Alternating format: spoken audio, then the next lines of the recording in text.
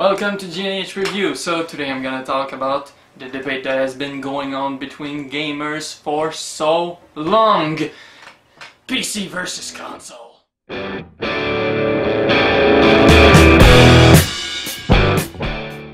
First of all, I want to say that I will try to be as objective as possible.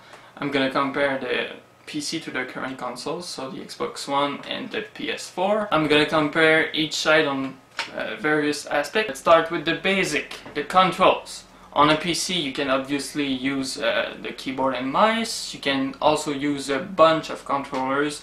You can use your Xbox One controller, your Xbox 360 controller, you can use your PS4 controller, you can use the PS3 controller, but it's a bit more tricky to use this one. You can also use a PC specialized controller like this one. It's the Logitech F310. It's pretty good, and it's like a mix-up of the Xbox controller and the PS3 controller. And it's pretty good, it's pretty cheap, 20 bucks on Amazon. You can use a joystick if you're into flight simulators. You can use a racing wheel if you're into racing games. There's even USB version of old controllers of old consoles if you play emulators. So on consoles you're pretty much stuck with the official controller. You can use a few things out there to customize your experience, like you can buy an adapter to use a keyboard and mouse, but it's kind of complicated and it's useless in my opinion. Just buy a PC if you want to use a mouse and keyboard. But there's a good thing about it. It means that the game will be optimized for the controller, so it's gonna use the features of the controller.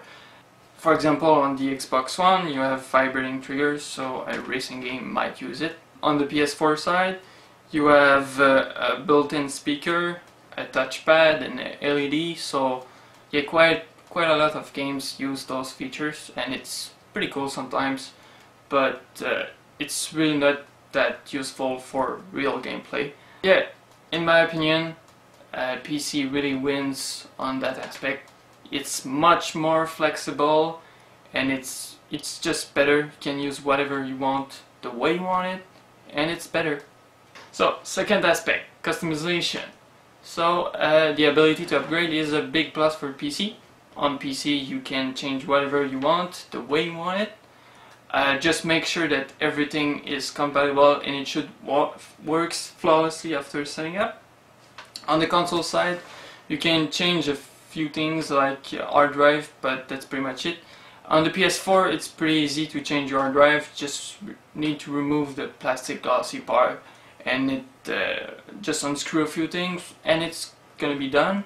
On the Xbox One it's a bit more tricky and it's gonna cancel your warranty, so be aware of the consequences. Third aspect, performance. The standard regarding resolution and frame rate on consoles is generally 1080p at 30 FPS and 720p at 60 FPS. 1080p at 60 FPS would be optimal, but it is quite rare on consoles right now. Therefore you won't get the best experience possible. Depending on your PC, the performance you'll get is gonna be better or worse than a console. Yeah, don't even try playing the latest game with your 8-year-old mom PC, okay? Don't even try it. However, with a $500 PC that you build yourself, you're gonna get equal or better performance on a console. But when I say that you build it yourself, I mean it, because if you go to Best Buy and buy a PC at $500, it's gonna be a fucking piece of crap. On a console you're pretty much stuck with the settings that the developer have set, but on a PC you can adjust every settings the way you want it. Some people like better details and more pixels, and some others like to have the best frame rate possible. Just have to balance the things out and decide what you want. On a high-end PC you can run pretty much every game at least at 60 FPS, but generally it's gonna be more at around 100 FPS, around 1080p, if the game is not optimized like shit. Watch Dogs, Ubisoft. On PC you have way better graphics and better performance. On console graphics are not that bad, but it could be better. If you're used to the last generation, the PS3 and the Xbox 360, This one is going to be a definite improvement over the last one. Let's hope that optimization will give better performance to this generation of console. Fourth aspect, ease of use. On a console it's pretty easy, you just have to put the disc in and that's pretty much it. It's that simple. You may have to download a few updates sometimes, but that's pretty much it. It's very simple and that's why people like it. On the PC it's a bit more complicated sometimes. It will get a bit tricky. For example, drivers issues are pretty common when games are launched. The game will be quite unstable at first, but then after a week with a good driver it's gonna get better. If you don't like to solve problems from time to time, PC is definitely not for you. You may have some other problems like hardware failure, but it is common on consoles too. Consoles are definitely more user-friendly and the PC does require some setting up. So the consoles have a definite advantage on this one. Fifth aspect, exclusivities. On this aspect it's really gonna depend on what you like, on what game you like and what kind of game you like.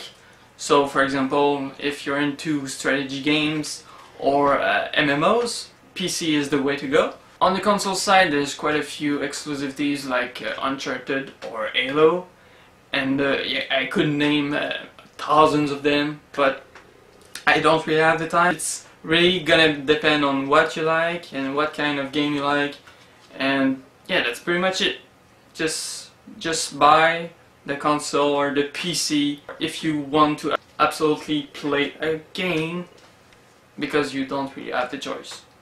Anyway, sixth aspect, what you can get for 500 bucks. Yeah, what you can get for the bang of your buck. You can get a console, so for example a PS4, and maybe one game, because yeah, games are pretty expensive on consoles. It's usually around 60-70 bucks depending on your country. Yeah, here in Canada it's fucking 70 bucks, but in the US it must be 60. I don't know. On PC, you can give for 500 bucks you can get a pretty good PC, but as I said before, you need to build it yourself if you want to have a good one, because if you go to the Best Buy it's gonna be fucking crap. Yeah, just call your nerd friend like me and ask him to buy the parts for you and build it for you, and yeah, for 500 bucks you're gonna get really the best bang for your buck. Another big plus for PC is that games are pretty cheap, especially on Steam. Steam sales are pretty fucking awesome. Like some real big games can get down to like $5 sometimes, like 1 year after release. So that's pretty damn cool. Conclusion time! Both have their advantages. PC is much more flexible, you can do whatever you want on it. I mean, you can go from video editing to web browsing, porn, to gaming, to programming, to yeah, whatever, downloading torrents. On the other hand, consoles are much more user-friendly, and yeah, even a 5-year-old can use it pretty easily. I mean, yeah. And he doesn't even know how to read yet, so and he can use it, so yeah, it's pretty fucking user-friendly. Both have their advantages, and just choose which one you think is the best for you.